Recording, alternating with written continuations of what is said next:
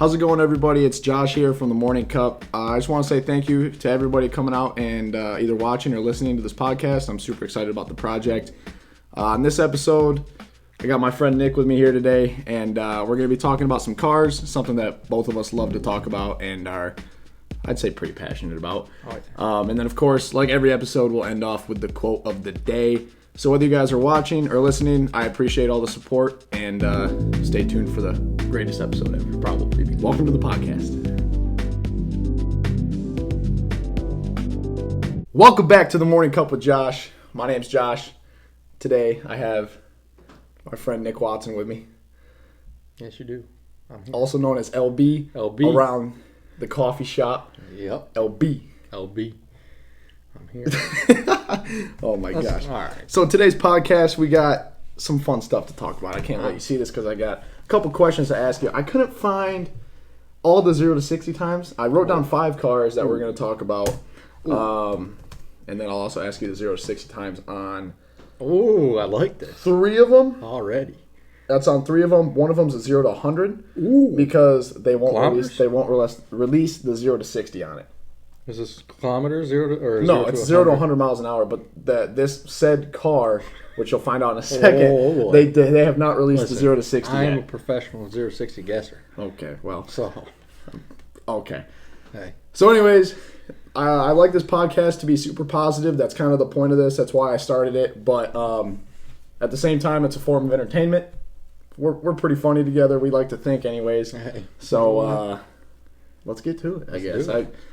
Mm-hmm. I don't have anything else to talk about, I guess. This will still be positive. We're going to talk about the positives of all these cars I have listed, of what we know of anyways. And then also we'll probably talk about some of our favorite cars, maybe what car or cars got us into cars and made us really car enthusiasts. I like You know what I'm saying? Mm-hmm. So, all right. Let's get to the meat and potatoes of said episode. I like meat and potatoes. All right, number 1. This car came out, I think it was released last year. Okay. Just now being delivered. Okay. It is the 2019, 2020, whatever it is, Toyota Supra. Yep. Do you know the 0 to 60 on it? I'll give you a high five if you guess it right. 3.3 seconds. Ooh, you're close. 3.4. 6? Oh. 7? Ooh. 8? Yep, 3.80 No 0 to way, 60. I thought it was 3.3. That's close. So it's 3.80 to 60. It's like, I think it's mid 300s in the horsepower. Yeah. Stock, anyways. Yeah. So, what do you think about this car? I know you and I have very opinionated things about this car, but there are some goods to it. I like it. I mean, people can say it's a BMW, whatever. I don't care. It's a Supra. I mean, it is a BMW. It's not the it's same. not a BMW. There's a big misconception with that. I agree. What they did is they developed both parts. cars at the same time. They said parts been from BMW. Parts been. Well, so Toyota's known for having really reliable engines. And I think Toyota sent their engine to BMW or vice versa. And then so like somebody built the engine, sent it there, and they like spec'd it out and made sure everything worked right, and they sent it back. And cool process, but I like the car. It's not. So when I think of a Supra, I think of Mark IV. Exactly. Which 1994 twin turbo, but with a 2JZ. But what else would you have called this thing? That's fair. It's a sports car. I thought 300 horsepower like the old one. Yeah, personally, I thought they could have gone with BRZ STI and kept the looks of the BRZ, but I understand why they did it. Personally, I don't know if they should have reused the name Supra, but so far it's worked out. I like it. It's worked out very well for them. It's a nice car. So props to them. Moving on. Like you said, they got the attention. They did. If they called it something else, it wouldn't get the attention. No, they wouldn't have sold any of those cars. Exactly. Well, next one, I don't have a 0 to 60 time for this. Okay. I'm gonna but guess you it and anyways. I have talked about this car, and we also saw it at Gilmore. The Lincoln Aviator.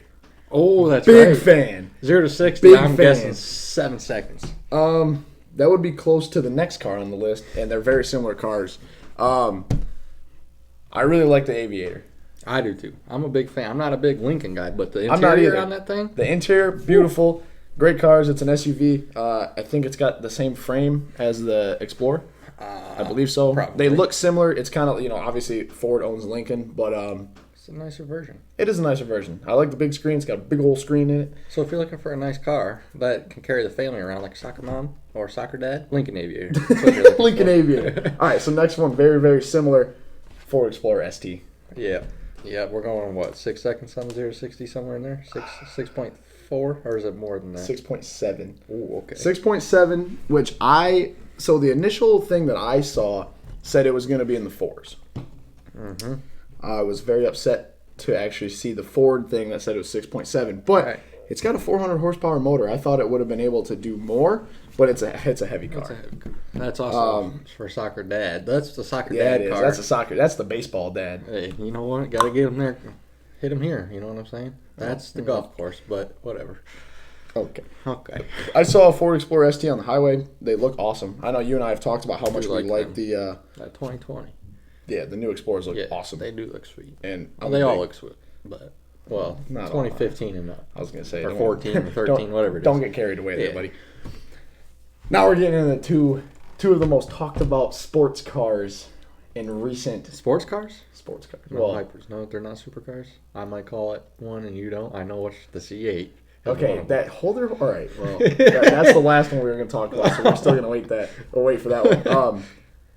Ford Mustang GT500. Here we go. This is the 0 to 100. Ford will not put out a 0 to 60 time on this car It's yet. too fast. What do you think the 0 to 100 is? Let me think about this. I'll give you a hint. No, Okay. not yet. Not yet. Okay. I'm gonna guess right around somewhere around 7 to 10 seconds. Yeah, 10.6. Yeah, That's fast. yeah. I know you and I both love that car. I'm a big fan. You have a Mustang, I do have a Mustang. and I like Mustangs. I They're didn't growing like on Mustangs. me. They're growing on me Then ever I since you bought got one. yours. But GT500, great car. Oh yeah. Ford stepping up their game, Yep. as well as Chevy, but we'll get to that in a second. I like it. Should have came with a manual option, but I know why they didn't. No one buys them. Yeah, well, Why waste the money putting a manual in a car no one's gonna buy? yeah, but I mean the GT5 or GT350 has a manual, and that Right. stuff sold. I almost I mean, yeah, I slipped feel out, like people slipped out an S word. I don't know. I don't know either. I think they did it because it's supposed to be the track car. Track cars, you want the quickest transmission you can get, which 10-speed dual clutch, I think is what it has. Mm-hmm. Um, I'm pretty sure so, it's a dual clutch. all right, let's get to the big one. The C8 Corvette just announced like 2 weeks ago, 3 weeks ago, a month ago. Yeah, July 18th. So 2 weeks ago, 3 weeks ago, a month ago. I don't know. I'm All the pushing days are them, merging bro. together. So, I don't even know what year it is. very mixed reviews on the C8, all around the board. Mm-hmm. I think what they're trying to do is awesome. I agree. Make a mid-engine American muscle supercar hybrid, not hybrid like electric, but like a muscle supercar type thing. But I don't know. I don't like the back end. It looks too flat. It's I'm too not a boxy. huge fan It of the looks back like they're end. trying to make it look like European supercars. I agree. It looks too much. I don't want to say it looks too much like a Ferrari or a McLaren, because it doesn't really look like either of them. But it's got that style. Yeah. So, But it's got a to me, it sub looks, 3 seconds 0 to 60 I mean, supposedly. it's definitely quick. I'm sure. Yeah, I mean Dual mid-engine. You clutch, got all power. Mid-engine, 400 something horses. Yeah, it's up Pretty there. light. It's up there. The only thing, I mean, I can't hate too much. I've never seen one. in real I've life. seen one in person on the highway, and I saw it, and then when it was coming oncoming traffic, I looked at it. I was like, yeah, it looks good from the front, and then of course, I saw the back, and I was not. It wasn't a pretty sight from the back. Once I see one in person, I'll be able to give a more educated opinion. But my opinion as of now is it feels to me like they didn't quite know how to design the mid-engine, so they just kind of took a couple of drawings and said, this will work. They took the back end from the new Camaro, I think, and the Changed tail a lights are little the bit exact and just- same.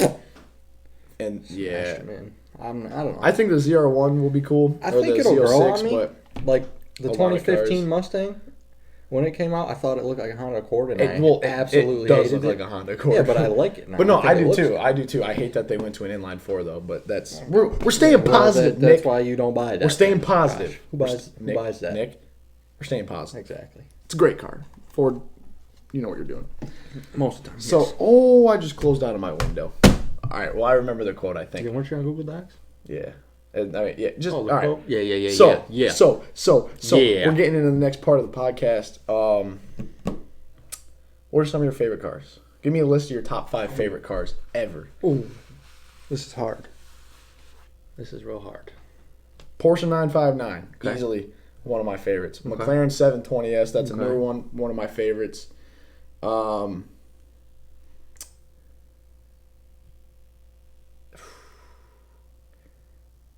You gotta think of something. McLaren P1, that's top of my list. Yeah, P1s are dope. Probably a 911 GT3 RS Wysock package. Yes, with the 4.0, not the 3.6 or whatever it was. Yeah, for with sure. the manual. Bang! Bang, bang, bang! The man's mission. I like Koenigsegg's. So I'm a big Koenigsegg Agera RS guy. I think I'm hitting the 1-to-1 just because I like that car. See, the power in it is awesome. I'm a 1-to-1 guy. But I think the Ageras look better. Okay. The Agera RS, I think they look better. Hopefully Koenigsegg comes out with a new car soon. I know they released the one. They just came out the Yasko. Oh, yeah. Oh, I forgot about that. I don't have that as my favorite car because I've never seen anything about it other than I forgot they came out with the Yasko. That was last year, wasn't it? Last summer? Geneva? That was March. Oh. Yeah. Clearly, I don't know my Koenigsegg as much as I thought I did. Yeah. But no, definitely I got 959, 720S. Big Supra guy. Mark IV. We talked about that. That's one of my dreams. Oh, dude, R34 GTRs. Mm-hmm. I don't know if that's on my top, though.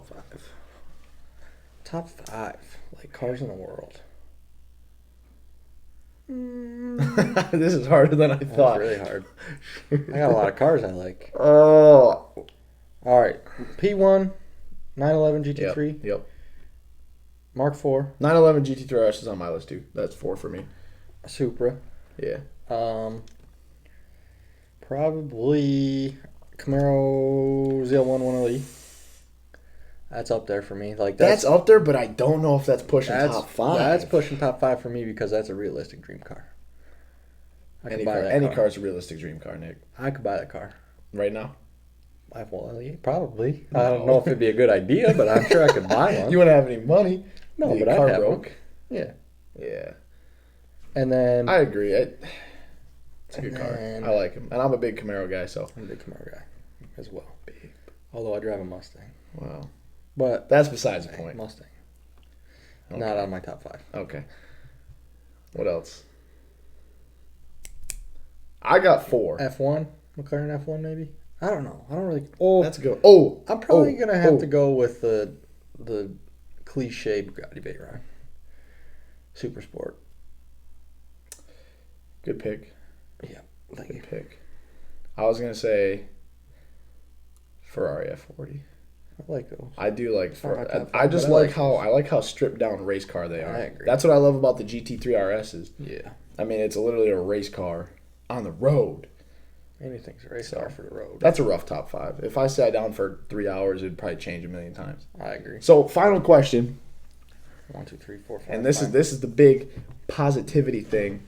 Boom. You're a big car guy. Love cars. I love cars. I'm a big car guy. Car enthusiast, I like to say. Mm-hmm. What is the one car that made you like just fall in love and start looking at cars all the time? I'm gonna have to say it was Bugatti Veyron back in the day when it came out. Not when it came out, but like 2011 or 12. I was on top of that thing, top to bottom. I could tell you all sorts of stuff, but yeah, I'm starting to forget some stuff. Okay, 4 turbos, 10 intercoolers, that kind of stuff. W16 engine. Yep. Basically 2 V8s just right next to each other, welded together. Yeah. Like we said yesterday, put a plate in the middle of them, and a gasket. Yeah. Put oil in it. Yeah. I don't know. I think for me, not something expensive. We were talking about this before we started recording. I came across a YouTuber, Adam LZ, and he bought a 1991 Nissan 240 SX as a drift car, and that's kind of like the first like thing that I started really getting into as far as cars. And I watched him like build the car and put racing seats in it, and that's why I'm a big like I want to build cars. I think that's like the first car that I was like, yo, that car's sick. I love the look of it, even though it's old. Pop-up headlights. I know you're not a big fan of those, but no. Pop up and down headlights. Yeah, I don't know that. And then of course, you know, you got when I first watched the Apex documentary on Netflix with the 1-to-1, and it had the P1. It had the 918, which that's a good car, but it's a hybrid. Like but most of those cars are hybrids now. Overrated. And LaFerrari. And you got the Pagattis, the Veyron. I do like the Bugatti. Ooh, that might be in my top 5 too. That's not in my top 5. Really? I like the Veyron. I like their sweet. I like their sweet. They sound so good.